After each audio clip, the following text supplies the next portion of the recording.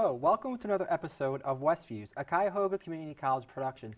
I'm Adam Smalley. Our guest tonight is composer, performer, violinist, and bandleader Daniel Bernard Roumain, better known as DBR. Thank you for being with us today. Great to have me. How are you enjoying Cleveland? I'm having a good time in Cleveland. Is this your first time in Cleveland? No. No, okay. So could you tell us a little bit about your history in music and some of your works? Oh, well, I started playing the violin when I was 5 years old. Okay. Small town called Margate, Florida. And I was and still am the proud product of the Broward County public school system. And in the 1970s, when you were in public school in South Florida playing the violin, it was cool. Okay. But if you remember elementary school, the minute you got to middle school, anything you did in elementary school wasn't cool. All right.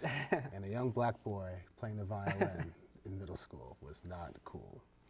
So I guess, my life's work has centered around making the violin cool. And by cool, I mean real. And by real, I mean relevant. And by relevant, I mean a relationship. Okay. So I have a relationship with the violin that I try to extend to my audiences. And, 35 years later, I'm 40 years old, still playing the violin.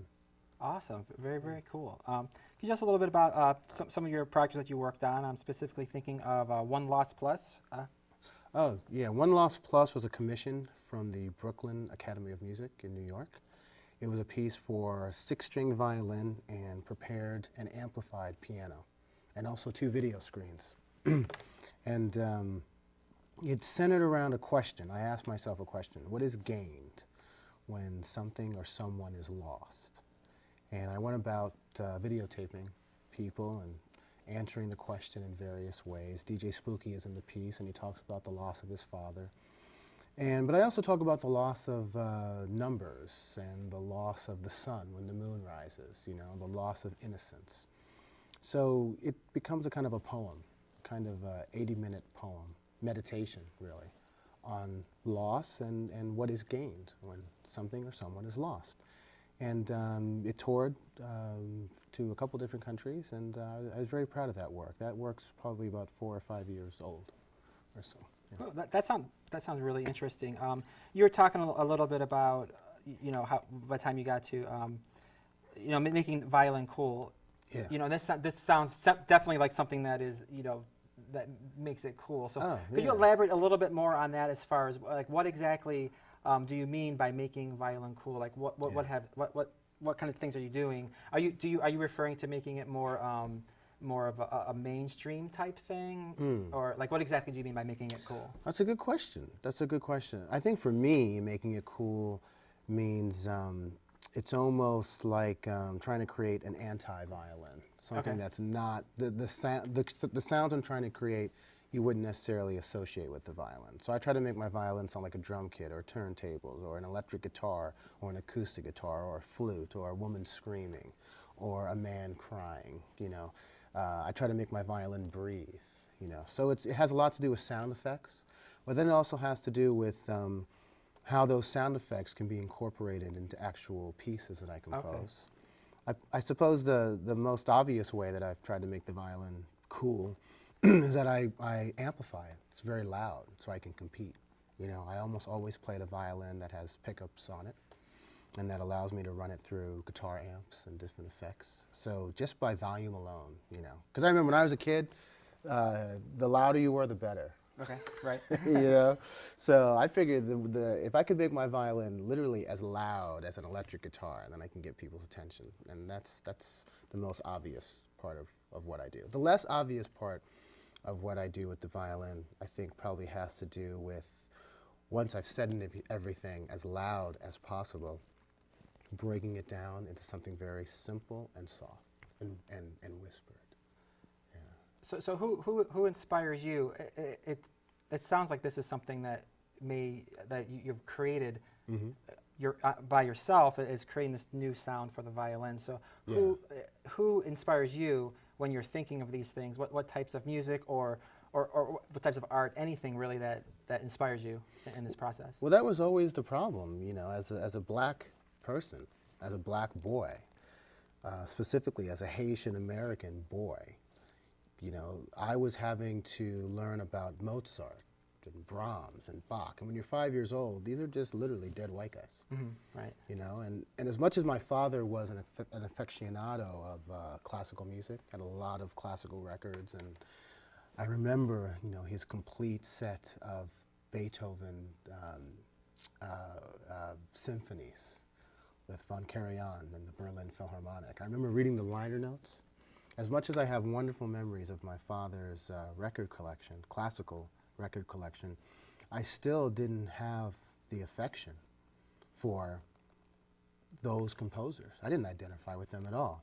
So I identified with Prince and Jimi Hendrix, you know, and Tracy Chapman, and even the Jackson 5, you know, and I wanted my violin to identify with them too. So I started figuring out ways to make my violin sound like Jimi Hendrix. That was what was important to me, not so much Isaac Stern, you know, this great classical violinist. That would come later. Initially, I just wanted, you know, I wanted to be like Prince. I didn't have a guitar, I had a violin, so I had to find a way.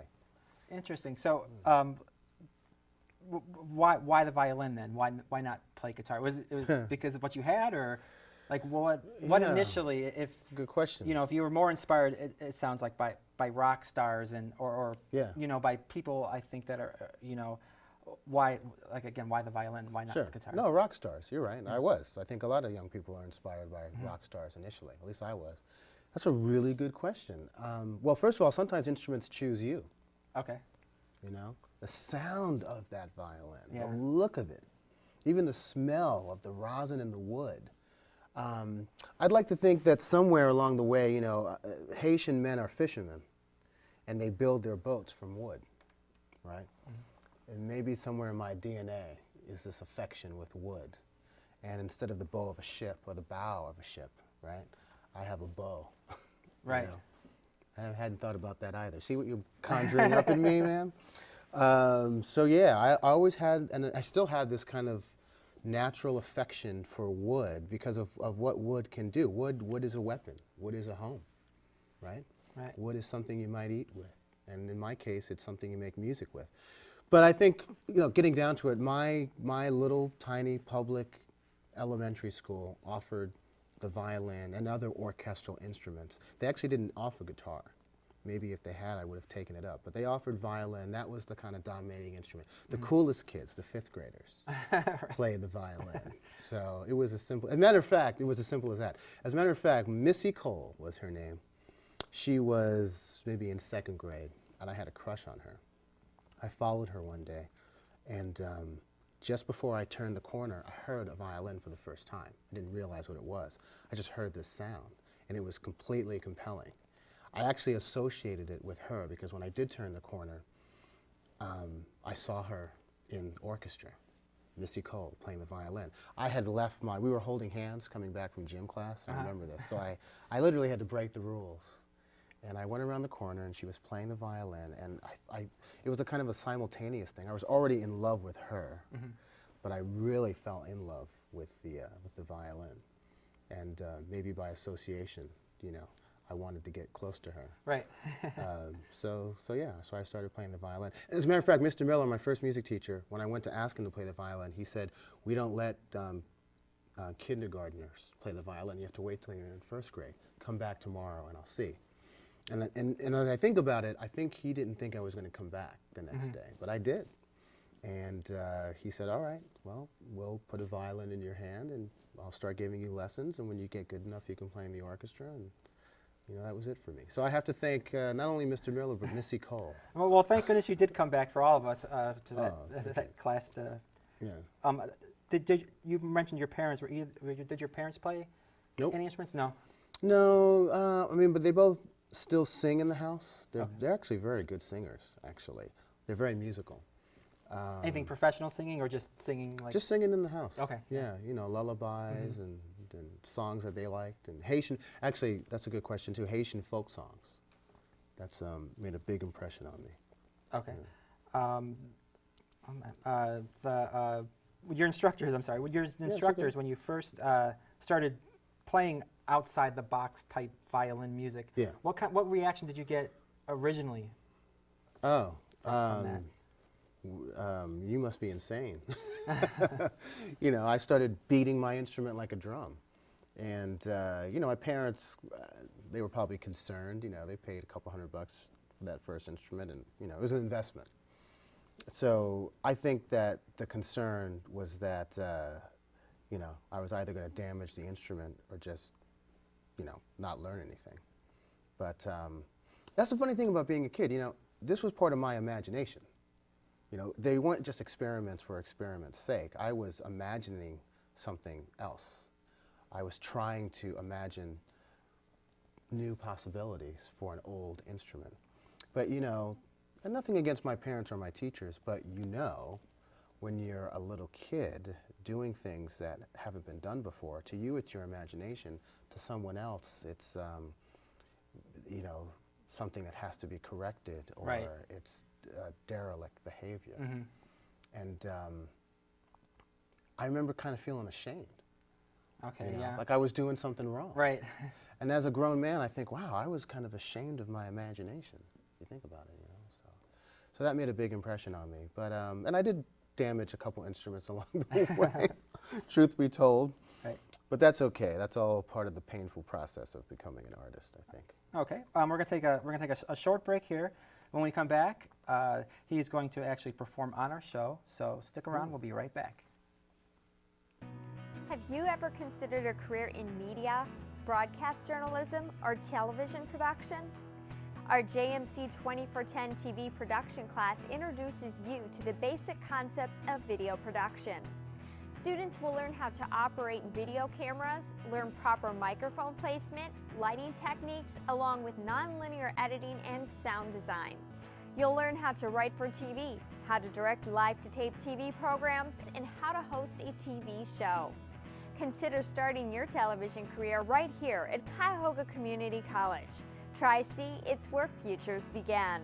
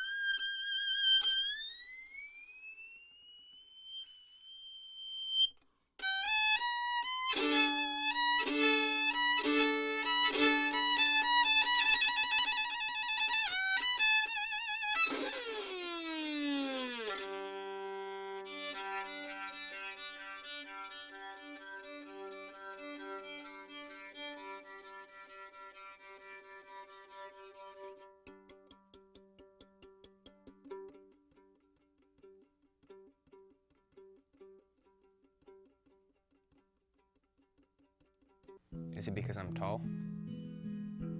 Is it because I get good grades?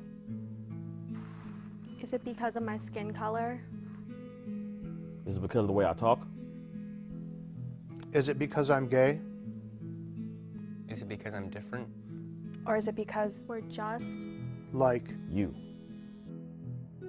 If you feel threatened or bullied, look for a safe zone or contact your local counseling office or campus police. Hi, welcome back to WestViews. We're here with Daniel Bernard Roumain, better known as DBR, a violinist. Daniel, could you tell us about your album that you have out right now? Oh, the album currently out is called Woodbox Beats and Balladry. It's an album of violin and electronica. It's a deep collaboration with DJ Scientific and a few other guest artists. And yeah, it's very loud and bombastic beats. And there's also a lot of very beautiful melodic meditative music on it, or balladry, if you will. Okay, great. So this sounds like what we were talking about earlier. This is kind of like what you've been doing, and Yes. as far as is it a lot of experimental, or Well, no, a lot of compositions. Okay. The sounds are aggressive and electronic, and I'm running my violin through a lot of different processing. Very similar to what I'm going to be doing in the concert I'll be doing here this weekend. But yeah, it's very aggressive electronic music. Okay. Yeah. You mentioned the concert here this weekend is Saturday at 8 p.m. At the Center for Creative Arts. Could you tell us a little bit about that? That will be DJ Scientific and I live. We'll be great. doing, Cool. yeah, Yeah, it's going to be awesome. cool. We're going to do the whole album, left to right, and a few other selections as well. And yeah, I'm really excited by it. It'll be in a black box theater, which is, I just prefer it. Really small, really intimate, but really loud. And, you know, with a captive audience, there's always a responsibility towards providing something that you can't get on the record. So we'll be doing some improvisations and other surprises that I have in store for the audience. But I'm really looking forward to it. We've been touring as an ensemble for about 4 years now. We've played the Sydney Opera House. We've played the Kennedy Center. So it's always good to just to continue that journey. Oh, that is great. I look forward to seeing that. That sounds awesome. Thank you. Thank you. Let's talk a little bit. We have a few minutes left about some of your TV work, and you've done some stuff in. You have some documentaries that you Yeah. did soundtrack for. That's right. You did. Tell us some documentary. Yeah, I did one for ESPN. Okay. On homeless basketball, a homeless basketball organization that is kind of hosted by the LA Lakers. And they wanted me to appear on film. After I did the soundtrack, they wanted me on film. So we did some filming for a few days, and they cut it all together. And it was ESPN's way of really working with the composer, both on the soundtrack and on film. So that was a really interesting project. Yeah, that sounds really good. And then you also performed with Lady Gaga at, I did. yeah, on American Idol, right? I did. Yeah. How was that? Exciting. It was fun. I've known Gaga since she was about 16, 17 years old. We were both in New York.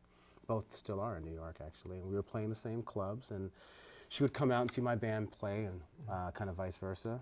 And you know, she started doing her thing, and she asked me to be a part of that particular show and help her arrange Poker Face at the time. And it was wonderful. You know, it's in a lot of ways collaborating with any artist is the same, with only slight differences. You know, it's always a good conversation, just like you and I are having a good conversation. So it was a good conversation with her that night, and we continue to stay in touch and you know, challenge one another. Right. All right, well, I want to thank you again for being on WestViews. It was a great honor. Thank And you. everyone come see DBR Saturday at 8 p.m. at the Creative Arts Center downtown.